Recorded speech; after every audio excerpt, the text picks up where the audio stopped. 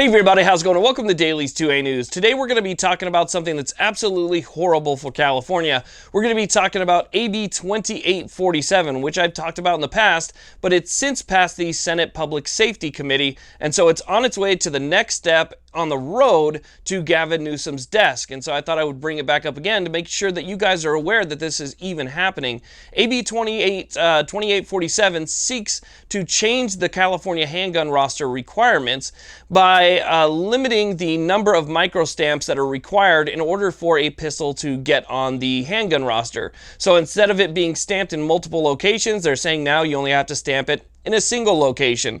The caveat to that is, if a pistol makes it onto the handgun roster, if this thing passes, 3 pistols have to be removed from the roster. So for every 1 that makes it on, 3 have to be taken off. So you guys can see where this is going. Nobody's doing any type of microstamping at the time being, but still, if somebody does and they put anything on the roster that has that microstamp feature on it, 3 guns have to come off the roster.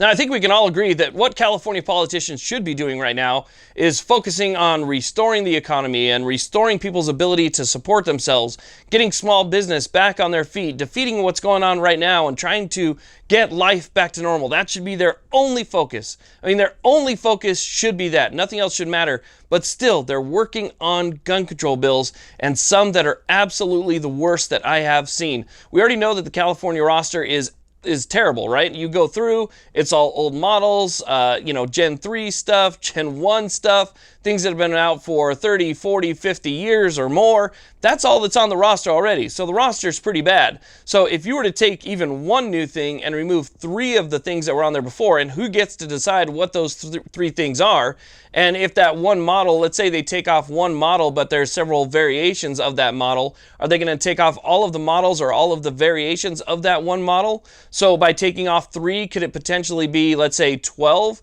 Because right now there's a lot of duplicates on the roster. So if you have, let's say, something that has a black slide, but then you have the exact same thing, but it has a stainless steel slide on it, well, that's technically the same thing, but under a different code because it has 2 different colored slides. But could they look at that and say, we're going to go ahead and remove that model completely, in which case you would lose 2 instead of 1, turning 2, 4 into 3 into 6, right?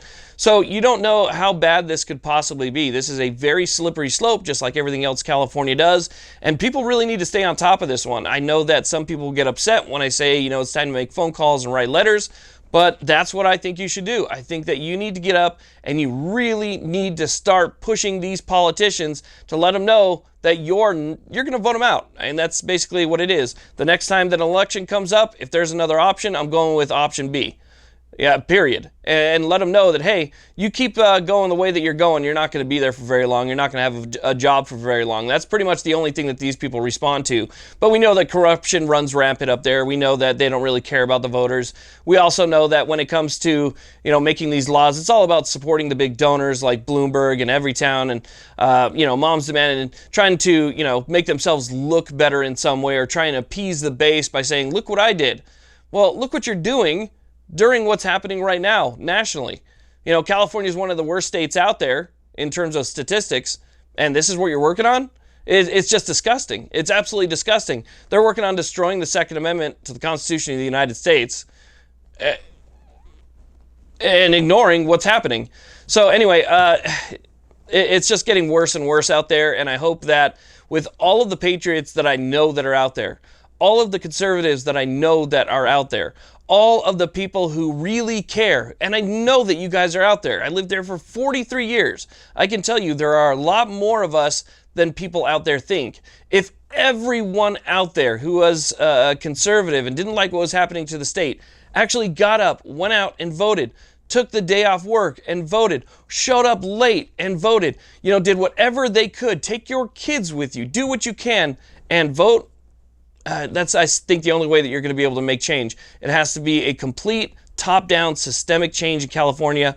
I mean, everybody has to go and be replaced. That's the only way I see forward here. Obviously, there's going to be lawsuits filed by the Firearms Policy Coalition and others should something like this pass. But you know how slow the court system is right now, and the court system's really not working on our behalf either. So anyway, stay on top of this one, California, and show them that you're not going to take it anymore. That's my hope. I want to thank you all very much for watching. Please like, subscribe. Have a great day.